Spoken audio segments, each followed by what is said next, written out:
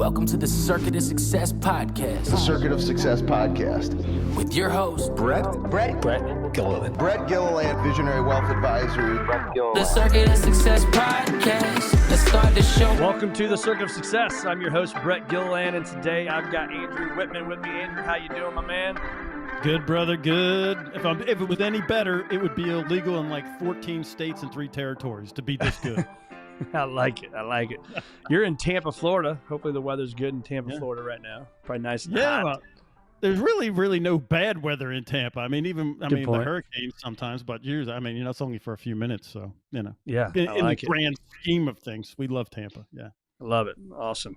Well, man, I'm excited to dive into this stuff. You've got a wealth of knowledge, and here's my introduction. I like to read these things so people get really understanding of who you are. But you are a former Marine, former police officer, and a federal agent, turned resilience coach to executives and elite teams. You've protected high-level officials, without naming names, but some of the biggest in the world, and then trained law enforcement across continents, and now equips leaders to build unshakable emotional strength through his Inner Armor system. With a PhD in theological psychology and battlefield-tested wisdom, he teaches how to train resilience like a muscle through physical habits, not theories. Please welcome Andrew Wittman, my man. So we're going to talk about some great stuff, but my question I ask on every single podcast is, what has helped make you the man you are today? See, I love that you ask that on every show, because I watched all these shows the last 5 months, so I'm like, he asks this every time, I better be ready, because a lot of people are like, well, that's a really good question, Brett. I never thought about it before. I thought about it because I did my show prep. No, I was the fat kid in high school, man, and I was bullied a lot. I was 5'3" and 185, and they nicknamed me Beach Ball. Oh, and it was brutal. And my mom and dad were missionaries, so I couldn't fight back. And I was in a town called Wagga Wagga, New South Wales in Australia. And so I fell in with a couple guys there that introduced me to the military, the warrior mindset and the warrior culture. Those two guys were going to go into, Royal Australian SAS and their service. And they kind of opened my eyes to all that. And I was enamored with the Marine Corps. So I came home and enlisted in the Marine Corps so that I could get control of my machine, right? I didn't like living in fear and anxiety. I didn't like being out of shape. So that started me on this journey of mastering the machine, if you will, right? So the Marine Corps, I lost 50 pounds in boot camp, and I got the physical. The machine being you. Yeah, me, my body, mind, and emotions, which at the first part, I thought it was just my mind, right? So if I could lose the weight, then I'm good. But, then I got married and found out that, my wife told me I couldn't talk to her like I was one of my Marines, and she freaking hit me with a skillet at night if I wasn't. I'm like, oh, I think she's serious.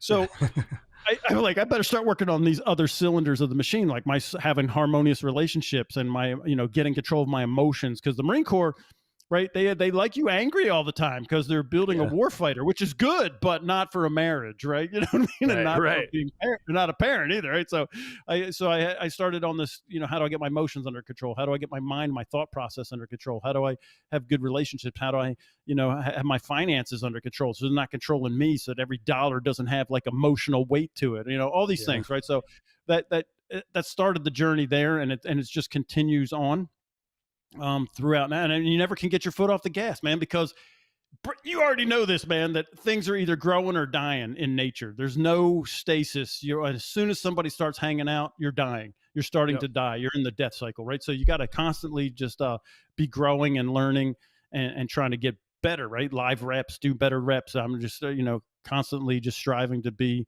level up. And that's kind of, it all started there, being bullied. And I wanted to take control of, not just my weight, but fear and anxiety. Does that make sense? Yeah, absolutely. It does. And I think that's easier said than done, right? I'm sure there's somebody on here listening right now, and they're like, man, I want to take control of my weight or my mind or whatever. So other than just saying, I want to, right? How do we do that? How do you change maybe these bad habits? Yeah. No, I'm the how guy, man. I don't really care about the theory. I read all the science and the research so I can translate it for the rest of us to do work on it, right? How do I use it, right?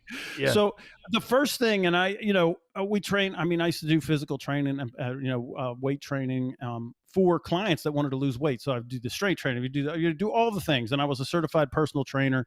But those things don't matter if you don't I'll say it like this: you have to have an underlying operating system. So what people want to do, they want to be like, I want to lose the weight and I want to be like I'm an iPhone 16, but I'm running on an iPhone iOS or the iOS 1.2, right? Yeah. So you got to upgrade your operating system first, and now that starts with your identity. Like, who are you, right? And I ask this, and it's a brutal question. I'm not even going to ask it to you because it's hard to say, who am I, right? And so what we do is we help our clients craft an identity statement. It's a one sentence that whether I'm being a father or the CEO of my business or a PTA coach or husband, whatever role I'm playing, right? I don't want to stick myself. My identity is not an external. My identity is who I am. I decide who I am and who I want to be and how I want to be, right? So it's a kind of a half a faith statement. So my identity statement is I'm a man of excellence who always keeps his word. Once I install that, and I mean, I'm running that as my default. And there's, we take you through the process of how you do it. It's just basically why you're, every day you have to build this neuro pathway of that's your default mode. I'm a man of excellence who always keeps his word. I'm a man of excellence who always keeps his word. And I tell clients, you say it so many times that when you stub your toe on the driveway, what better come out of your mouth is not, the Home Alone cussing, right? Joe Pesci. I'm a man of excellence who always keeps his word. You know what I mean? Like that could be, I don't get that's the first thing that comes out. And once you build that, all your decisions are already made. It's pre-decision. I've already decided. So if I'm a man of excellence, I can't half-step anything. And that includes my fitness and my nutrition and my sleep and my water intake. And I said this to you before when we were chatting. How you do anything is how you do everything, right? So once I know I'm a man of excellence and I always keep my word, that's what I aspire to, then I don't give my word that often because I'm very careful with who I give it to. So first person I have to give my word to and always keep it with is me though, right? So if I say, and this totally happened when I was because I hated running, right? I'm a fat kid. There's nothing more I hate running than running. More running. Kid don't want to run. Yeah, man, and so, what do you do in Marine Corps boot camp? Or run, right? So, man, I'm telling you, it would take 20 minutes for the fat on my legs to quit jiggling after we stopped, right? That's how bad but I was falling out of runs and falling behind, but I'm a man of excellence. So I have to work extra outside of the work environment. So every night I'm going out for a 5-mile run on my own. And so I had to change myself. I love running. I love running. I'm a marathoner. I'm an ultra marathoner. I'm an elite athlete. This is what I'm saying to myself, knowing that I'm the fat kid, that the fat, I'm just saying it, just keep doing it. One day after work, man, it was like, I was exhausted. We'd already done the morning PT. We already done all the stuff. And my body's like, we're tired. I don't want to run tonight. And I went into the, with the shower area, the head where people couldn't hear me because it was an open squad base, 65 guys in there with this. So I went in there and I'm like, listen, Wittman, here's what the deal is. We're either running this 5 miles and you're going to shut up and like it, or we're going to run 10. And anytime that you ever, buck up on me again, we're going to run 10. So then I went and ran 10 miles that night. I mean, my blisters had blisters. I was exhausted, but that was the last time my body tried to take over. Right. And so now, I mean, it'll be like, I want pizza. You think I don't want pizza? Listen, shut up or we'll never get pizza again. And my body would be like, I think he's serious. Remember that 10-mile run we had to do? I think he's serious. Right. So, you know what I mean? I think he might be serious about that. We better just shut up about pizza. Well, let's get a cauliflower crust. Maybe he'll be happy with that. You know what I mean? Like, so, the decisions are already made, right? And so, and I'm going to keep my mind on that track. And that's the key. You can't, a lot of folks try to do these externals. People say, how do you get me out of bad habits? I don't care about your bad habits. I'll never even talk about them. Because when I bring it up, it just like, I'm not going to eat chocolate cake. All you're doing is thinking about the chocolate cake. Yeah. What I'm going to think about is like, hey, you know what? My body fat, composition goal is, under 10%. What are the things I need to do to get to the 10%? Like now I'm not thinking about chocolate cake anymore. So I'm changing. It's not about doing the behaviors or the habits or whatever and taking away bad habits. It's creating new ones, right? And creating new neural pathways and creating new avenues of which I think my thoughts. Does that make sense? It does. It does. Absolutely. It's funny. I just spoke to some interns on Monday of this week, and I said, in my career, I've been doing this, starting my 25th year next month. And I've had this guy over here tell me I can, conquer the world. And you got the guy over here that tells you, you're not going to be able to do this. What are you thinking? Right. And I told the interns, say, whichever one you feed more is going to win.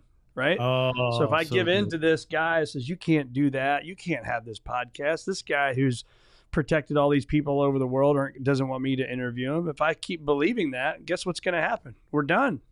Right. And so I choose to feed this guy over here. I'm left-handed, so the good guy is always on my left shoulder. Me too. I'm left-handed. There you go. And so for me, it's just like that, right? And I think the self-talk is a big deal. So how do you work on that? Huge. Well, first off, I want everybody to understand that there is a mind-mouth connection, right? So just do an experiment with me. We do this, like I do this with all my clients. So in your head, just begin to count down from 1,000, right? 999 in your head, 998. Now, out loud, I want you to say your full name. Go. Brett Gilliland. Okay. What happened to the count? It went away. Yeah, it stopped. So now I know, now that I know that there's what my words coming out of my mouth, I can't stay on this loop that's taking me in the wrong direction. So I'm going to say to myself out loud so my ears can hear and my brain has to adopt that thinking, whatever. And now I pre-decide, I craft. And in the book, I have like a bunch of, I call them cheesy, not cheesy, uncheesy, non-cheesy affirmations. They're not really affirmations. They're execution statements, right? But I have to use affirmations because that's what everybody understands the word as, right? They understand that, but it's really an execution statement. I'm going to say, this is what I'm doing. And when I'm saying it out loud, it becomes the way neuroscience works. It becomes an electrochemical, medical self-fulfilling prophecy, right? So we take in 11 million bits of information every second through what we see, hear, touch. We're just vacuuming up massive amounts of information, but only like 126 bits go to our conscious mind for action. So literally we're discarding 99.9% of everything that we bring in. So then so how do we pick the 126? Well, what we found out, it's your filter that you pick the 126 is based on, and that's really a high number, like down at the low end is 50, but I believe we're all geniuses. So I give everybody the benefit of the doubt and say it's 126, right? But it's what do we believe? What's my opinion? What's my attitude? What are my thoughts? What's my experiences? What's my perception of things? How am I viewing this? And so once I understand that's how the machine works, then I can pre-decide how I want to view things, and I'm reframing things. Like here's something that I did when, I was really trying to get a hold of this is, we talked about, what if you the little one, you can't do it, blah, blah, blah. So I sat down and I'm like, I'm going to write down 100 times where I failed and was embarrassed or anything. So I wrote down 100. So I got this thing and I'm writing any time in my life I could think of them. And whether it was, some of them were giant and some of them were just, I was embarrassed, or some of them, you didn't turn your homework in and you got to know. All right. So I put all these things down. And now what I do is I'm looking at, I'm like, all right, so how can I reframe these things so that these help me instead of hurt me? And that's a great question for all your listeners. I ask every question of everything that comes through my brain. Is this helping me or hurting me? Is this decision I'm about to make, is it helping me or hurting me? Is this email I'm about to write helping me or hurting? Is this thing that's coming out of my mouth that I'm going to say to my wife in this argument, is that helping me or hurting me? That's probably not helping you, right? So, right, but helping or hurting, right? That's a great question. I just have that, I'm running that script through my mind. Help me or hurt me, help me or hurt me. It's a binary choice. It makes it so simple. You could do it. Like, and all this stuff that I teach is not like some big, long drug out. You don't, man, if you brush your teeth, while you're brushing your teeth, what are you doing while you're brushing your teeth? Well, I'm going over my, identity statement, or I'm rehearsing that trigger moment of whether it's traffic or the email inbox, or, that person whose cologne, the coworker's cologne is just like, it's like, chemical warfare. When you walk into the room, you're like, oh my God, right? That's my trigger, right? How am I going to handle that with poise? And now I'm starting to rehearse. How would I handle this with poise? Well, I'm brushing my teeth, not just zoning out or listening to the traffic and the weather, the surf report or whatever, right? I'm taking that time, stuff that you're already doing. Let's just use it to our advantage. So it helps me instead of hurts me. Does that make sense? Yeah, it does. And I think it makes me think of a couple things. Yeah, man. I'm going to say a few, but I'll write them down. Is the power of writing it down, right? So for me, these statements, I don't know if you ever read the book Think and Grow Rich by Napoleon Hill. I mean, we're going back to early 1900s, right? Yeah, man. And I've read that book 5 times. So for those listening that want to take that next step, go get that book, right? Read it. And they call it, I think, a desire statement or something like that. So what we're talking about, this has been going on for hundreds of years, right? Yeah, it's nothing new, man. This stuff. Right, 100%. But my entire career, I've had what we call a design statement. I'm designing the life that I want to live, and I read it daily, day in and day out. Right. And it's like, and then the more you share it with people and go public and write it down and write it down again and write it down again. and you carry your journal everywhere you go with you right here, right? It's going to happen in your life. It's going to happen. Right. So talk to us about the power. I knew it. When I told you, I knew it. I saw you. I knew it, man. I knew you were like, you're like top 1%. I knew it just from looking at what you do, just your website, how you dress, all that. I told you that, man. I don't really even know you. I've never even met you, but and now you're just proving it. And that's why you're like that, because how you do anything is how you do everything. I love the designs. I absolutely love it. Listen, man, I've got this is just between you and me and the listeners. I have a 300-year plan. Nice. Yeah, people are like, what's your 20-year plan? I'm like, no, I need a 300-year plan. It's multi-generational. People are like, well, you're not going to make it. I'm like, well, don't count me out. Right? With medical advancement, I might make it. Right. But I mean, I'm 20 years into this, plan, and I'm ahead of schedule. And it's hard to have if you have a bad day looking at 300 years, what do you care? I can have a bad decade and I really don't care. I mean, it's a 300-year plan. Right. So, that's that same kind of thing. And I wrote it down. You write it down, and it's on the whiteboard, and you have it. I got it down to like one word, and it's circled. My whiteboard is like a target board. I have it all up on the whiteboard, right? All my targets. I love that. As a 300-year plan. Yeah. So people think you're nuts, but I always, when I talk about it to people, they're like, that's nuts. I'm like, not really. I mean, Paris Hilton. Yeah. Do you know how it is she could do whatever it is that she does? Is because her great grandfather had a 300-year plan. Yeah. Right. Anderson Cooper's a Vanderbilt. Yeah, his great-great-great-grandfather had a 300-year plan. I'm kind of mad at my grandparents. They didn't have a 300-year plan. Now I have to step it out, right? What the heck, man? My kids ain't could have that problem, nor my grandkids, right? So I crafted the 300-year plan. And I'm even looking back like John Rockefeller, right? Everybody thinks, oh, the Rockefeller. Rockefeller wasn't always Rockefeller. Before he was Rockefeller, he couldn't rub two sticks together and he was grinding it just like every other entrepreneur, man. Yeah. You know what I mean? And it is funny, you look at an overnight success, right, of 100 years ago, right. and it's like it's 100-year-old overnight success, and I think it's just showing up consistently. I always say boringly consistent, right? I mean, you follow me into my office every day. It's the same thing. Put my bag down, the exact same chair, grab the exact same water bottle, go to the exact same, get the water, come back, shut the door, do the exact same thing for 90 minutes. Right? It's day in and day out, man. But even the days I don't want to do it. To your point, it's I on my drive in, I don't want to do this right now, but I'm a man who does it. I'm a guy who shows up. I'm a guy who shows up when he doesn't want to do it. I'm a guy that's going to show up and work hard. I'm a great husband. I'm a great father. I'm a great leader. I'm a great friend, right? And those things, you got to tell yourself that crap all the time, because the world is giving you a bunch of notifications of what the freaking hellhole we live in, right? That's all the world's giving us. So the only one that can choose it to be different is us, right? Yes. Oh, I love being in your space, man. I love being in your space. So forget motivation for a minute, right? Because what I don't like is the motivational talks, right? You get motivated, you're fired up for an hour, and then you go home, and then the voicemail or the text message, and something happens, and motivation is gone immediately, right? So how do we build discipline that works day in and day out?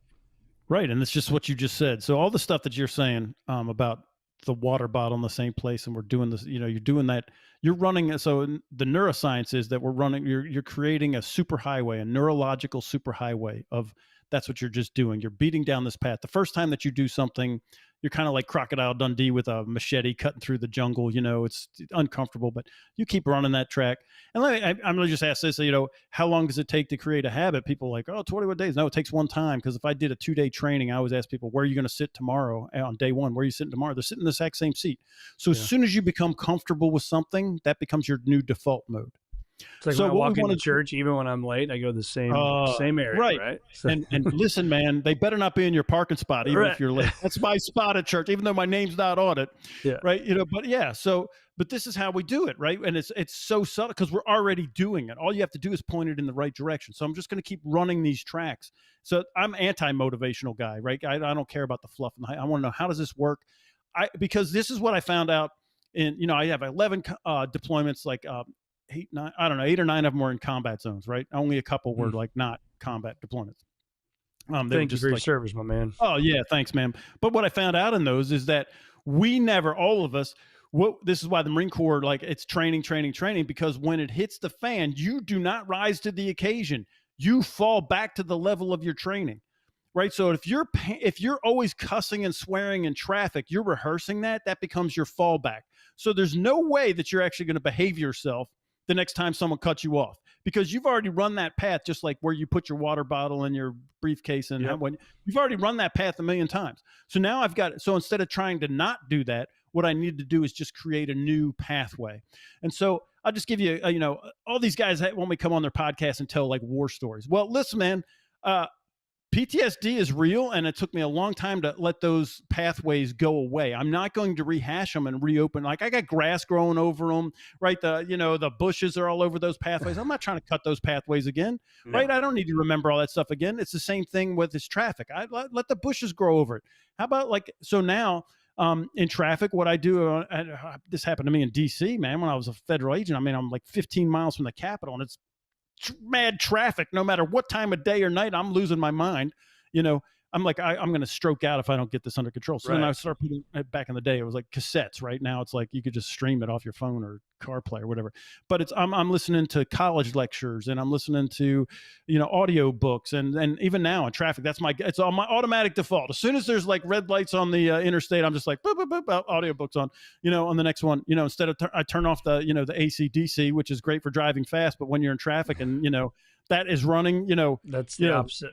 Yeah. Now I got to get the audiobook on right now.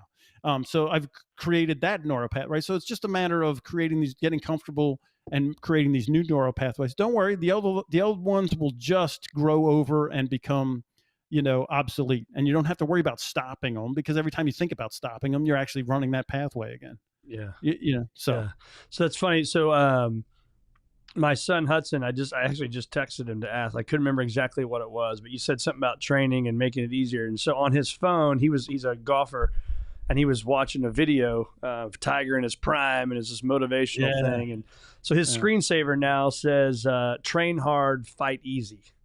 Right? Yep, Train 100%. hard, fight easy. Right? And so you're in your mind, you think about. He's like, "Man, Daddy's like, the harder I train, the easier the golf tournament will be." I'm like, "That's it." 100%. Right, that's 100%. exactly it, and that's what you're talking about, right? When we everything do in life, you fall back to your training.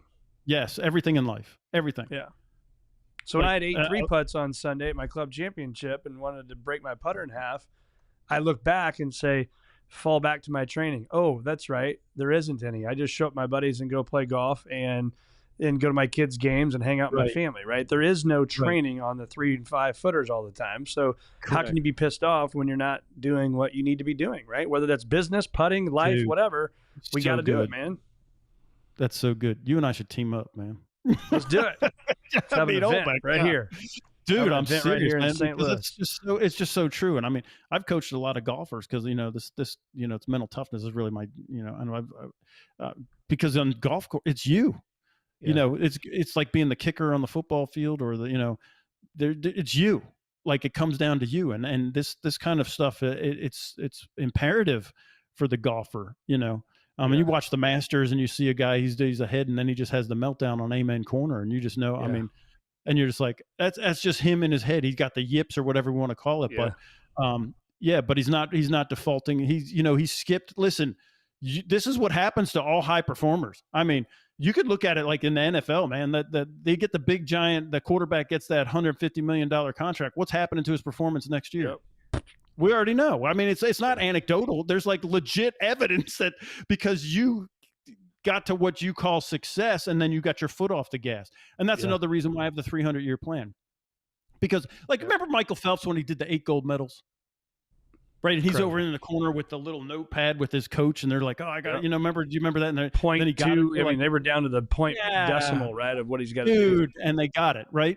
And then he became suicidal because this is how the brain works. The dopamine the happiness hormone. Why you're going for something, not when you achieve it. If you've ever and this is what happens with all successful. When they achieve it, they're like, "This is empty."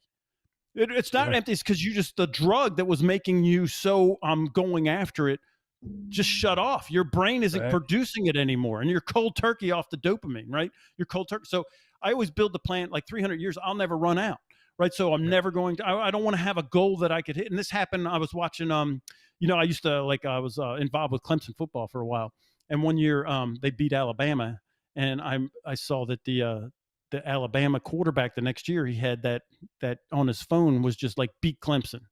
So they did, but they beat them in the quarterfinals, and that was it. They lost the national champ because their goal was just to beat Clemson, not to win the national championship, right? So, I mean, this is real. You have to decide what it is that you actually want to do, because your body and your mind and your emotions will say, that's what we're doing. Your brain will never go against it.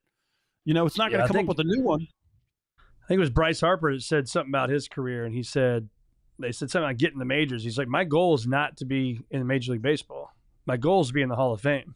Right. So the way I approach what I do is different than the guy that says, oh, I made it. And then he gets 3 at bats and he goes back to the minors and never sees it again. He hit his goal, right? Yeah. Clap your hands. 100%. Congratulations. Oh my God. But I also think too, man, I'm curious your thoughts on this. So in May of 2013, I won't get into the weeds, but I hit a pretty significant goal at my previous firm that had never been done in 150 years. And I don't say that to brag. I say that for us to open up about, what do you find after that success? Because for me, I found nothing in it, right? I thought when this thing was going to happen, the confetti was going to fly down and, you know, all this stuff was going to happen. And then when it was just there, it was just done. It was like, okay, like what's next, right? So how do you I don't know if that's the right question to ask. How do you help people, though, be in the moment, slow down and enjoy that stuff versus just having the expectations of what's next? Yeah, I mean, I always look to guys like Nick Saban and Tom Brady, right? Like, so, and there's a saying out there that success is never final, but of course, neither is failure, right? So, and this is kind of what I teach is like, I'm not going to be on this emotional roller coaster of highs and lows. When I hit that super high, I'm like, that's awesome.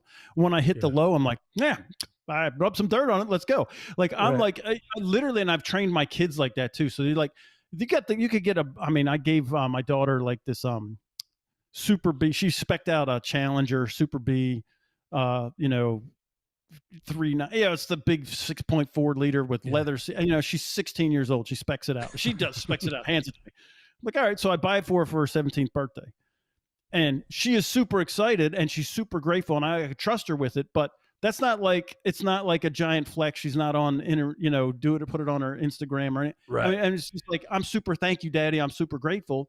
And we're like this. And also, if she had like a bad year, she's a lacrosse player. She doesn't have a great year in lacrosse. She's still like this. Yep. What are course corrections I need to make? Right. So that's where we want to be. I don't want to be on the roller coaster, the highs and the lows. Right. So I smooth those things out, and I don't have expectations of how great it's going to be.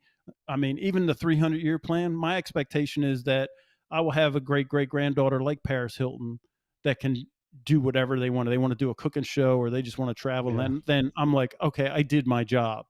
You know what I mean? Like I'm not chasing the high, and I don't get swamped by the low.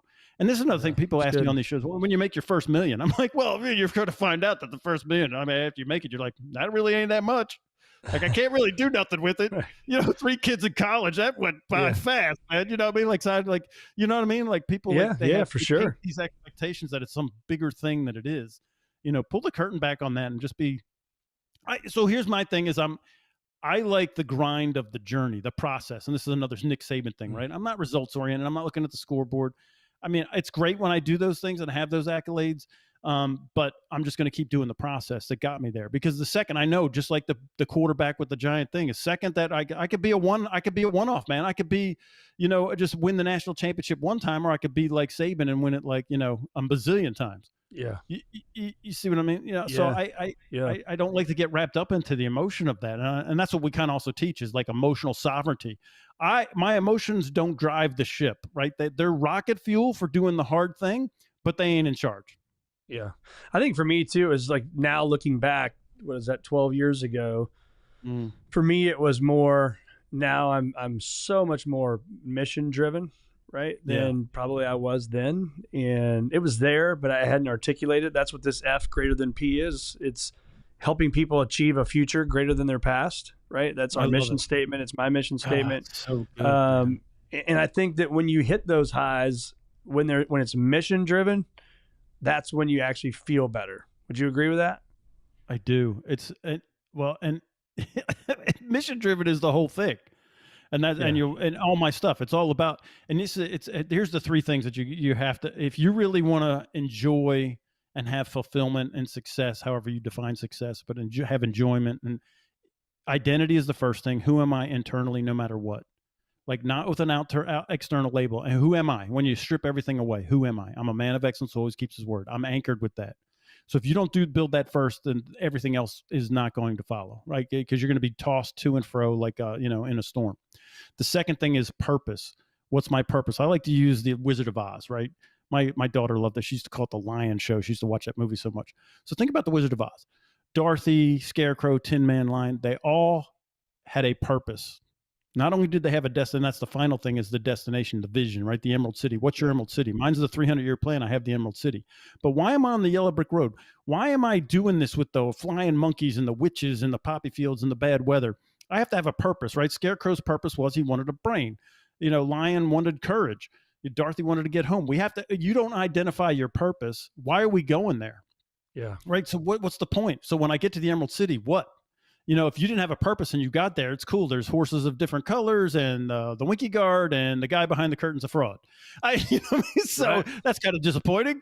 But if they got what they came for, they had their identity, their purpose, and their Emerald City, their vision or their ultimate target, I like to call it. So I don't even like setting goals, man, because setting a goal sets you up to miss the dopamine hit. As soon as you get it, you're going to spiral. So I have to set an ultimate target. Goals are dangerous. People don't like that, but it's so bad for you to just have this temporary goal where what do we call in the Marine Corps, the 5-meter target, the 10-meter target, the 100-meter target. Right? They will self-populate. They will automatically populate as soon as you set your target. So here's an example. Hey, Brett, let's you and me go on vacation, sometime. We'll do a trip to Europe. What do you think? Yeah, good. Let's do it. Okay. What happened? Nothing. Correct. But I say, hey, man, we're going to Italy in 2 weeks. All the goals just self-populated. Man, we got to get visas and passports. We got to make sure our shots are up. We got to get hotel. We got to get airliner. See how the goals self-populated by just putting the destination, right? So stop wasting time on setting these goals that might not even get you to where you want to go anyway. Yeah, that's strong. It's you talked about defining success, and do you have a definition of success? For me, I do have. I have it across what I call the 8 cylinders of life. So I have 8 cylinders, and there's a success matrix, if you will, for each one of those cylinders, so that I have a balanced life. Like, so the great in my parenting book, I think I finished the book on chapter, and the last chapter was on these 8 cylinders. But the greatest compliment my kids have ever been given, someone will come to me and they'll say, "Your kids are so balanced." That's the greatest compliment. Because I know I've done my job, right? So it's across these 8 cylinders. I have 6. So the cylinders are spiritual, then it's physical, then mental, emotional, right? Then social, harmonious relationships. Then I'm my professional, then cultural and financial, right? So it's taken me years to go through here, but this is crazy how we are so in line here. So this is from my own journal. For those that are watching, my vision board, this is from a journal. This is one of the empty ones. F to the 6 power, right? So my 6 are your faith, your family, your fitness, firm, which is our wealth management firm, right? Fun and finances. Bro. And so your cylinders, my 6 to the F's, it's so true, man. People got to have it because you get asked to do a lot, right? And for me, when I get asked to do something, my filter is one of those F's. Maybe it's just fun. Yeah, screw it, man. This is fun. Let's say yes to that. And we're going to max it out and have fun. Success is fun. Let's go. This day. Yeah. Right. So anyway, sorry to interrupt. I just thought it was funny. No, don't interrupt. I love that, man. I'm just like, dude, that is just, I feel like we were like, twins and separated, man. Exactly. I'm Arnold, you're Danny. My brother, I never knew I didn't have, right? Well, it's like, whoa, man. But none of this stuff is new. I'm not trying to, I don't take credit for it. There's nothing new under the sun. It's just how it's helped me and how I package it, for other people to kind of grab a hold of it just like you did. But I love being in your space, man, because I'm so energized and when and this is my second favorite Nick Saban. My favorite Nick Saban quote is that video where he's yelling, "Nickel, nickel, nickel, timeout." There's only 8 seconds left and they're up by 40 points. He's like, "You guys have no poise." I love that one. But this one where he says that high performers just can't stand to be around mediocre performers, and mediocre performers can't stand to be around high performers. It's just absolutely true. It's like oil and water, right? Because it's like running fingernails down a chalkboard for somebody that just doesn't care about anything, like at work, right? If I try to build the firm, like you said, you build your firm, like I can't have that culture, man. It's like, it's cancer, right? So, but I love being like, you're just like iron sharpens iron. You're making me just like rocket, I told you that before we even started the show, just me watching your podcast, man, it makes me rocket. It makes me a better person for having listened to this. So I love that you interrupted me on that, man. And I'm gonna need to get a copy of that journal, man. Perfect. I'll get you a copy, man. And I think success is different as you go through life and you're working on yourself, right? Because it's now my definition of success is to do what I want with who I want, whenever I want, and wherever I want, right? It's like that's success. And it's not the things like it probably is in your early 20s, I want this or I want that car. And look, I think that's all great. I want a nice car and a nice house, all that stuff too.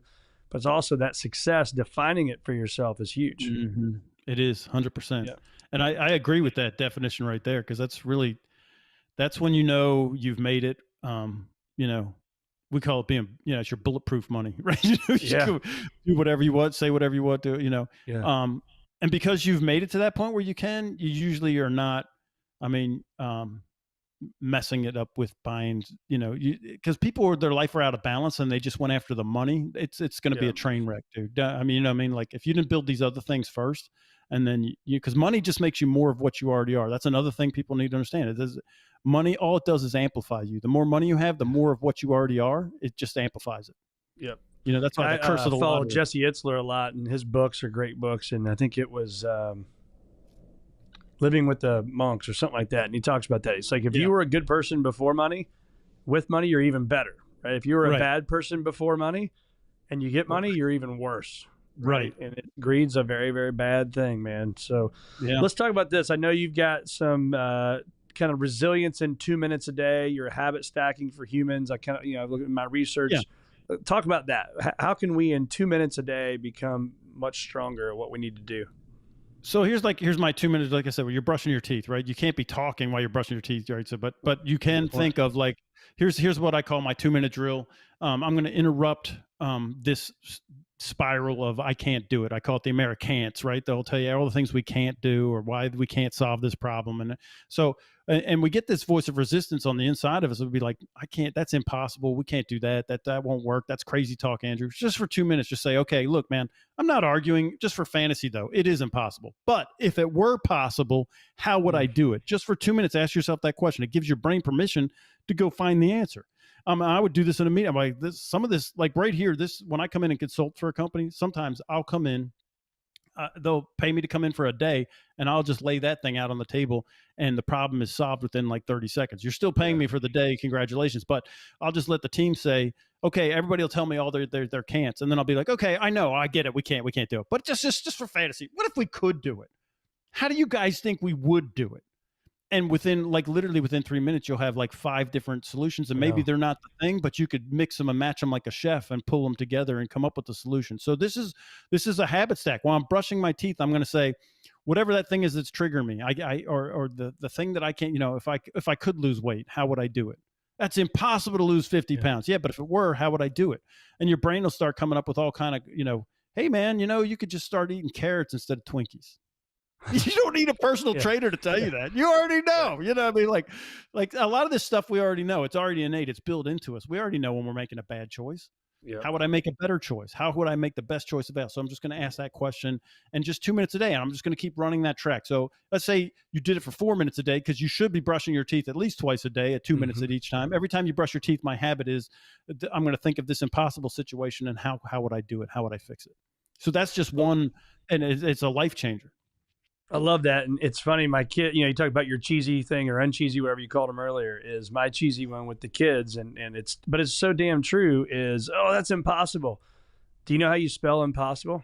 If you break it down, I'm possible. Possible. Yeah. Right. I'm possible. Yeah. And it's like, all right. So you either believe whichever one, right? I'm possible or it's impossible. So which one?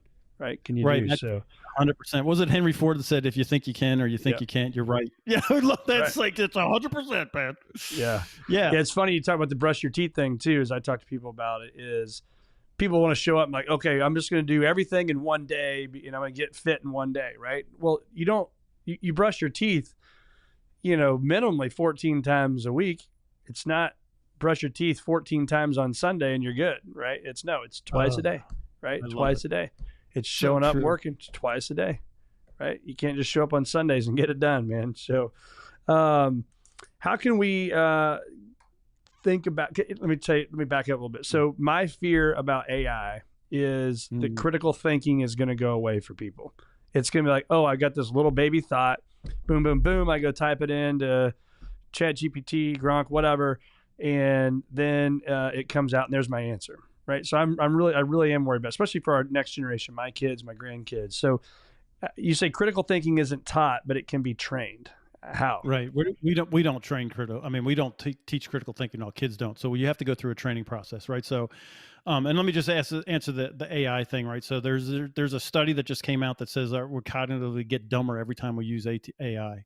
Right. Except buried deep in the study, didn't make the headline because they just want you to be like, don't use AI, you're making it. Right. Except people that are cognitively engaged, they actually became 4 times more, engaged. They become 4 times, I don't want to say smarter, but their neurons connected to 4 times the rate of somebody that didn't use AI, about that person who didn't use AI. So if you're already can you go into that more? So how's that? Why did they become? Because they knew how to use it, and therefore it gave them ideas, and they went deeper with the ideas. Yeah, but what you find out, AI is like it's like a child, right? So it drifts all the time. And it's not going to give you, and you have to verify. So this is one of the things, I mean, I have a radio show, my partner and I were just talking about this. I verify everything. I want to look at the source material of everything. Even if AI says this is what it is, I've got to go check it. Because it'll say, like, if you Google something or AI something about yourself, as a Google, you could Google something and it'll give you websites and you could say yes or no. You could ChatGPT or Grok something. Like, I put something in there, I'm like, hey, yeah, how many books does Andrew Wittman, PhD, have? And they're like, 4. I'm like, nope, 7. You know what I mean? Like, it's like, you don't even get me right. Like, I can't trust anything that you say from now on, you know? Good point. So so that's somebody who's cognitively engaged is not going to just take whatever now they have great ideas. Like, it'll give you something, it'll be like, well, it may say something and that'll spark an idea of how to track that down or become creative. So AI is great for ideas of things that I didn't even know were out there, right? So, but it does bring it to my attention, but I'm not, it's not a shortcut. So here's the thing. It's just like with the money. If you take cognitive shortcuts, AI is just going to make you more of a shortcutter. If you're cognitively engaged, it's going to make you a bigger cognitively engaged force.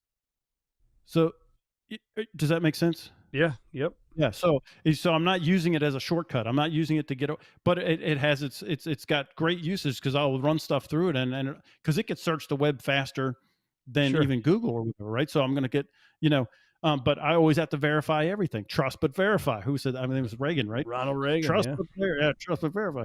And what was the other part of your question? I was critical thinking. Yeah, critical thinking. We're not critical thinking is like, so let me ask you this. Like, do you have a process of how you think your thoughts, or is it just kind of like a jungle up there? Well, it's a jungle for sure. There's no doubt about it. But how I make that jungle or chaos is if I'm driving down the road, I'm thinking about 10 different thoughts. I will say, hey, Siri, I'm sure she'll listen now. Remind me on Wednesday at 1:00 to do boom, boom, boom, boom, boom. So Wednesdays, I'm in an hour and a half of what I call strategic think time with just myself and my journal. And so then on Wednesday when it goes off, oh, that's right. I wanted to think about this thing, and now I go deeper with it, and that's when that's my process. So my process, I figured out when I was like, I thought thinking, when I started looking at thinking like a physical skill, I even call it the golf swing of thinking because it's like that's what I teach in corporate. There's a grip, there's stance, there's how you swing the club. There's a physical process to the golf swing. That's how we should be thinking our thoughts as a critical thinker. So I looked at the Socratic method and, it's like 9 steps. And I'm like, that'll get you killed in a firefight, man. I ain't got time to go through 9 steps if it's an academic, right? So I took the 4 that I needed and really I made a 2-step process, right? I call it thinking like crap, CRAP. So you can't forget it. So clarity is the first. A critical thinker says, what's my target? That's the first thing, clarity. Not what I don't want, what do I want?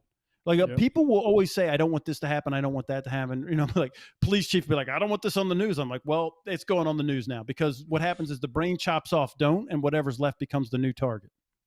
Right? Don't hit your sister becomes hit your sister. Yeah. Right. So what it was that you're doing? Get very clear on what my target is. Once you have your target, then the next thing is relevance. And then I could ask you as the golf is, let me ask you this, man. Are sand traps and the water obstacles relevant? I almost feel like it's a trick question. I mean, it is. I Right, think so let me walk you through it. Let's walk you through it because it is a trick question. But what's the target for the golfer? What's the target? Green. I'm just a clarity. That's why I joke with my buddies. I always tell them, they're like, oh, the sand traps suck. I'm like, well, don't go in the sand trap.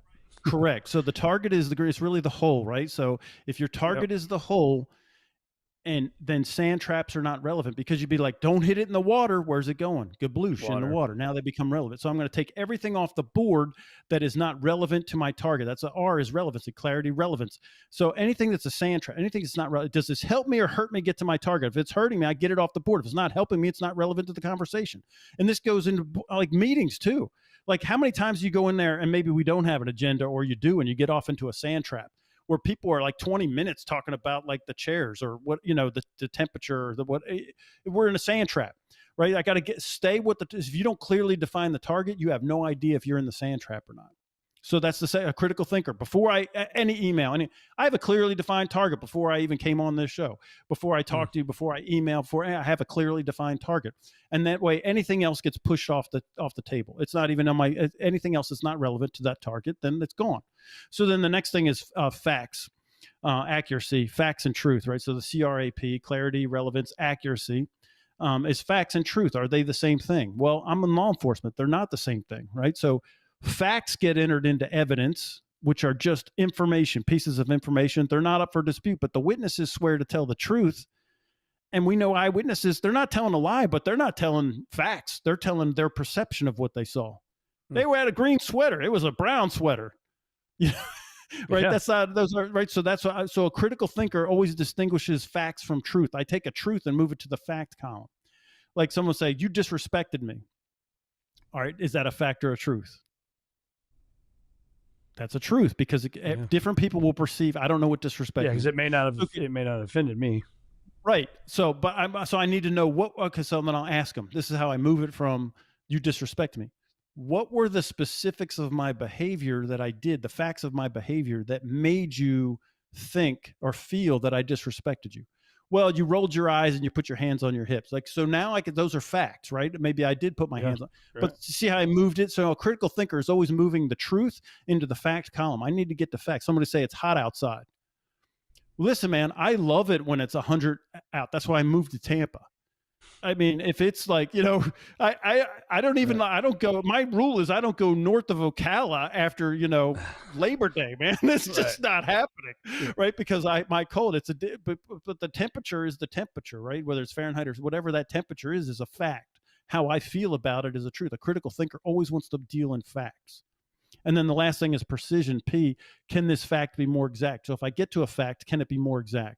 Like, so, hey man, I need this, I need this ASAP. First off, you hear that email. I need this ASAP. Well, that's a truth, man. Because as soon as I could possibly get to it, it's like 2055 right before I retire. Because I got stuff to do. Right. So that's out. Hey, when do you need this by, boss? I need it by Friday. Friday is a fact, but it's a big, long, giant fact. Is it what time on Friday? And then I want it all the way down to what time zone, right? Because you're in Central and I'm in Eastern. Like my target for this thing was like, okay, it's 2:00 Eastern time is that we were going to meet up, but it's 1:00 your time. I need to know that because we're in different time. You need to know that we're on different time zones because if you said 1 and I said, okay, it's 1, we missed each other because I wasn't precise in my critical thinking. So none of that is taught in school. There's not critical thinking. We don't verify anything. Like it's another, how can I verify that? It's just a great question when anybody says anything. I honestly, Brett, I don't believe one thing, nothing. I believe nothing that I see on the news, on Twitter, anywhere until it's verified. Yeah. I don't believe it. I don't believe whatever the reports are. It doesn't matter whether it comes from, this echo chamber or that echo chamber, whatever your ideology is. I believe none of it because I went on the inside. I've been in the rooms and then come out and see what's reported in the press. I know it's not, none of it is accurate. None of it. Yeah, you're right, man. And this is coming from you've literally whether it's Speaker of the House or a former First Lady or anything, right? No. I mean, you've been in the freaking inner circles and you've seen it. So I think that's important to know. So if you don't mind, and maybe there's a lot of things you can't talk about, obviously, but Talk to us about the stuff when you're protecting somebody like that, right? That's at the highest of the high, that they have a certain spot they're going when stuff hits the fan. Right. Walk through that process of protecting somebody at that caliber. One, you're willing to take a bullet for somebody that's not even your own child. Says a lot about you, right? What is that process like mentally, physically, emotionally, protecting somebody at the highest level? The first thing, and I can say the names because they're on my bag. So I was the agent in charge of Nancy Pelosi's detail. I was on Hillary Clinton's details for the anthrax crisis, and I was Joe Lieberman's lead advance. They were my big three claim to fame, right? I protected others, Netanyahu, Elton John, even King Abdullah of Jordan. All right, so I've had but those were my three main assignments during that time, right? So, my first thing I decided was that if I'm going to give my life for one of these people, I better love them first. So I don't care what your ideology is. I don't care what your beliefs are. I don't care. I love you for you, right? And and first off, you can't give anybody anything you don't have. If you don't love yourself, you can't love somebody else. If I didn't have $100, I couldn't give you $100, right? So you got to take all politics out of it, right? Whether you, I don't care what it is, right? It doesn't even matter. It doesn't matter. And people are like, well, I just couldn't be with her. I'm like, yeah, that's why, that's why God, it's always Christians, right? That's why God didn't pick you to be with her and picked me because I could, right? Like, so that's why God picked Abraham, to sacrifice Isaac because he knew I would never do it. Right. Like I'd be like, that ain't happening. I'm going back with Herky, the moon god. He didn't ask for that. Yeah. So it's why does God pick you to do like that? That's for me. That was my process. I have to love you and know this is my assignment and I'm going to love them regardless. I don't care about anything else other than I absolutely love you. And unconditional. It's unconditional. So that's the first thing. And it helps you as a parent too. You got unconditional. Yeah. My kids, whatever they do, I want them to do good. But my love is not conditional on what they do or they don't do, what they say, or their behaviors mean really nothing in the scope of whether I unconditionally love them or not, and will give everything for them. But I'm willing to give up for these people. I have to love them like that. I have to love them, and I had to make that adjustment because a lot of people don't, and then they complain about their protectees. And I'll tell you, I had a great relationship with every one of my protectees because they know that I love them. Well, not me saying it, nothing. They know that they're 100% safe with me. Like they will, I don't care what you're into. There will never be an embarrassment. But when I say no, it's no. And when I say it's time to go, it's time to go. But I don't go to that well too often. Right. So that's the other thing with that whole process is that, you're not, I love you unconditionally. But when I say it's time to go, you have to know we have to go. We can't debate it. Right. And there's times say if there was like with the anthrax crisis stuff and there's a biological attack, I'm carrying 2 gas masks with me. Right. And I got to put mine on first because if I don't put mine on first and I go toes up, I can't help my protectee, but I have to get theirs on and I have to do both of them in 9 seconds. Right. So I have to get mine on and I got yours on in 9 seconds. I got to rip them out of the package and all this stuff. And then if you don't train that, literally, are you serious? Are you really serious about doing your job? They have to have the confidence and I have to know I can't be fake. Right. I have to know that I could get this thing off. And I'm like, because I'm kind of recovering OCD, so I'm kind of practicing that all the time. You know what I mean? Like, right. How do I get it on them? I have like this, kids, get over here. Yeah, right. Right. But that's the kind of the thought processes that people, they don't think about those things that it's really it hinges on, do I love them or not? Because if you love them and you act like, think about what the lengths you would go to for your kids. Yeah. Anything. But if you have to take that same love and put it against your protectee because otherwise, because look, man, you ain't paying me enough to take the bullet, bro. I'm not getting paid enough to do it. So I have to know that it's a calling or a mission or an assignment that I'm on. And I did, I loved it. But I was living their life, not mine. The kids, I was missing out on a lot of stuff, deployed all the time or gone all the time. I'm living their life. But I learned tons because, dude, I'm in the inner circle behind. I know what's going on after 2 glasses of wine with like some of the, not just the political powers, but some of the greatest scientific minds, some of the greatest artists, musicians, military minds. You're in that circle, man. And I'm like, I was more valuable than my PhD, dude. I'm like, I'm not wasting a second of this, right? I'm just like a sponge sucking up all that stuff from them. Yeah. Because you're in the room when they're having their deep discussions too, right? Because you got to be with them. Yeah. Yeah. I mean, you're hearing, everything, dude. There's no, did you ever see, there was that movie, I think it was called Garden Test with Nicolas Cage, you know? I don't know if I saw that one. No. Oh, this is like My Life with Nancy. Like, there's a special on peas on aisle, on dial 12. I mean, you know everything. You know the prescription. You know with the doctor and what kind of doctor we're going to see, and you know what I mean. And they have to know that they are safe with you. Like, I'm not going to do. That's why I don't really tell a lot of these stories, because it's like they have to know. Because if I'm telling them, if I'm not keeping their confidence, I'm not keeping yours, Brett. You know what I mean? Like, if you're telling stories about it, I'm like, man, that's why it goes in the vault. You know what I mean? Like, it's like, it's just like, I wouldn't tell you any stories about, bad stories about my wife or my kids or what, or even, any other client. They have to know that it's in the vault, man. Otherwise you're not trustworthy. Yeah. But solid. I did. Yeah. So let's last question for you here is a fear question. One I love to ask and even talk to in person with people is the fears. We all put fears in our minds, right? And you've been in combat zones, you've been all over the place.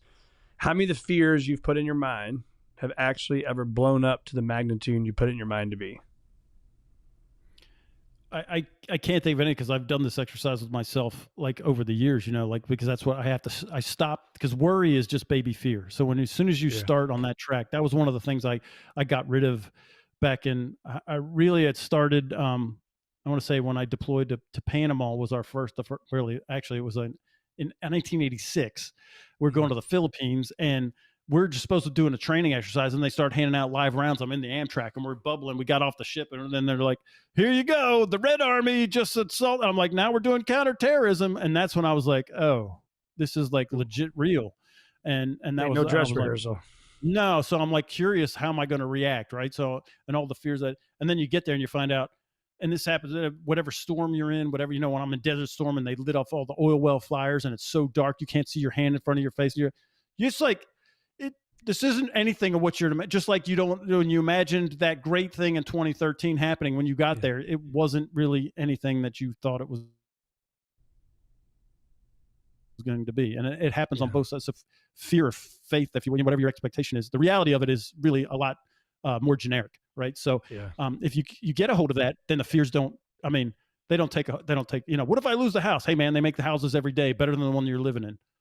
What if I lose my job? They make better jobs every day, better than the one you have. They pay more. There's paying jobs out there, right? So that's kind of, what if we run out of cocoa pebbles? They make them every day, right? Don't worry about it. Yeah. What I mean? Like, whatever the fear is, I'm always tell myself that. Well, hey man, this happens all the time. There's something better than what I'm worried about giving up here. I love it. So Andrew Wittman, man, it's been awesome having you on the Circuit of Success. Let's say somebody wants to holler at you. They want you to be their coach. They want you to help their team. Where do they find more of you and how they get a hold of you? Yeah, man. GetWarriorTough.com/podcast is for everybody. That's kind of where I got some stuff up there for them. So GetWarriorTough.com/podcast. That'll get you into the or you could just Google me. I mean, there's no fence around me, man. It's easy to get a hold of me. Love it, man. Well, thanks so much. Stay with me here while the screen goes dark here, but thanks so much for being on the Circuit of Success. It's been awesome. Thanks for having me, brother.